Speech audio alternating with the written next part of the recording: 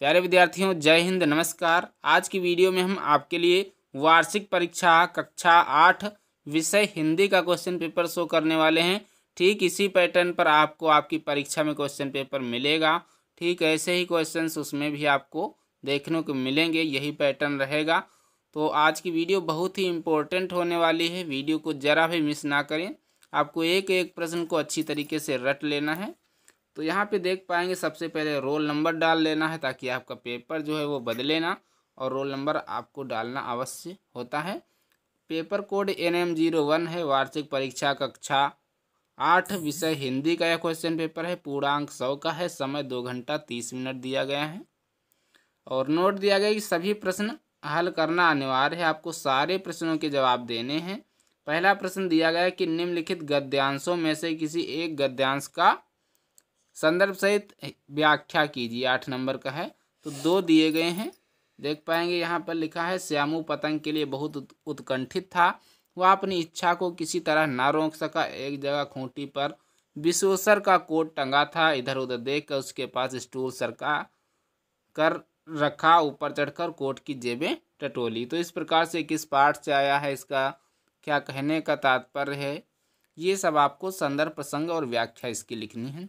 अगर आप इस किसी कारणवश ये नहीं कर पा रहे हैं तो इसके लिए अथवा में दिया गया है, सच्चे वीर पुरुष धीर, गंभीर और आज़ाद होते हैं। उनके मन की गंभीरता और शक्ति समुद्र की तरह विशाल और गहरी तथा आकाश की तरह स्थिर और अचल होती है।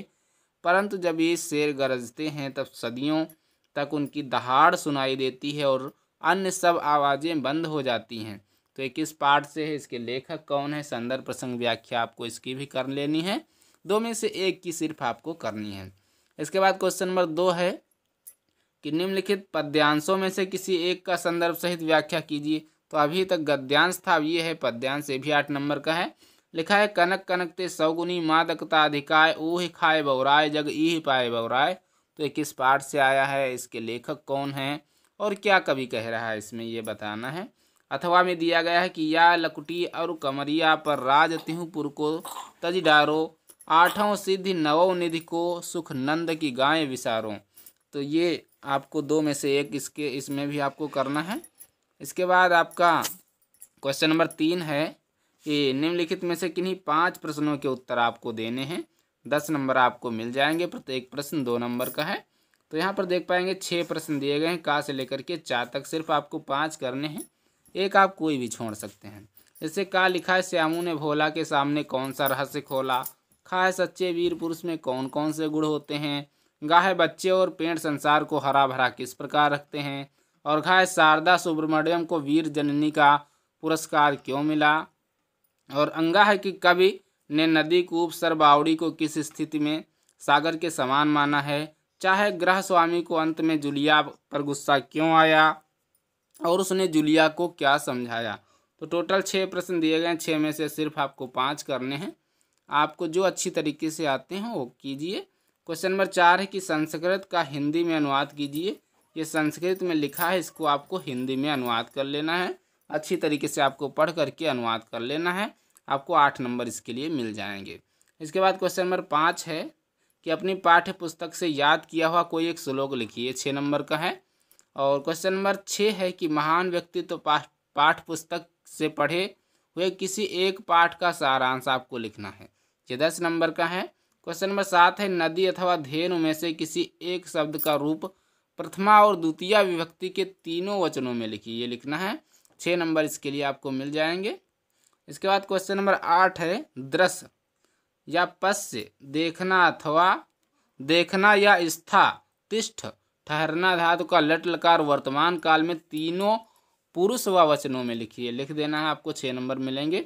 क्वेश्चन नंबर 9 है कि निम्न शब्दों के विलोम लिखिए। विलोम लिखना है, 6 नंबर मिलेंगे। जैसे रात का दिन, विश्वास का अविश्वास, स्वाधीन का पराधीन, बला का अबला हो जाएगा। इसके बाद क्वेश्चन नंबर 10 आपका है कि किन्हीं 4 मुहावरों का अर्थ लिखकर वाक्य में प्रयोग कीजिए।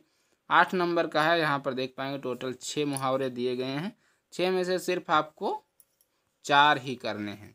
9 2 11 होना, दिन रात एक करना, फूटी आँखों ना सुहाना, हृदय का खिलना, कोहराम मचाना, चिंता का मारा होना, तो ये आपको करने हैं। इसके बाद क्वेश्चन नंबर 11 है कि किन्हीं 4 शब्दों का संधि विच्छेद कीजिए। 6 नंबर का ये है वीरोचित, देवोचित, रमेश, सुरेश, उद्यम, सज्जन, सदानंद, निर्मल। इनके आपको संधि तो ही है, विच्छेद आपको कर लेना है। जैसे वीरोचित लिखा है तो वीर उचित हो जाएगा। क्या हो जाएगा? वीर प्लस उचित बराबर वीरोचित। सुरेश है तो सुर प्लस ईश सुरेश हो जाएगा। क्वेश्चन नंबर 12 है कि निम्न शब्दों के दो दो पर्यायवाची लिखिए। गंगा का, नदी का, पर्यत का, बेटी का, ये दो दो लिखना है। 8 नंबर आपको मिलेंगे। क्वेश्चन नंबर 13 है कि किसी एक पर संक्षिप्त निबंध लिखिए। ये आपको निबंध लिख लेना है। 10 नंबर इसके लिए आपको मिलेंगे। आप देख पाएंगे 4 टॉपिक आपके लिए दिए गए हैं। 4 में से सिर्फ आपको एक टॉपिक पर आपको निबंध लिखना है।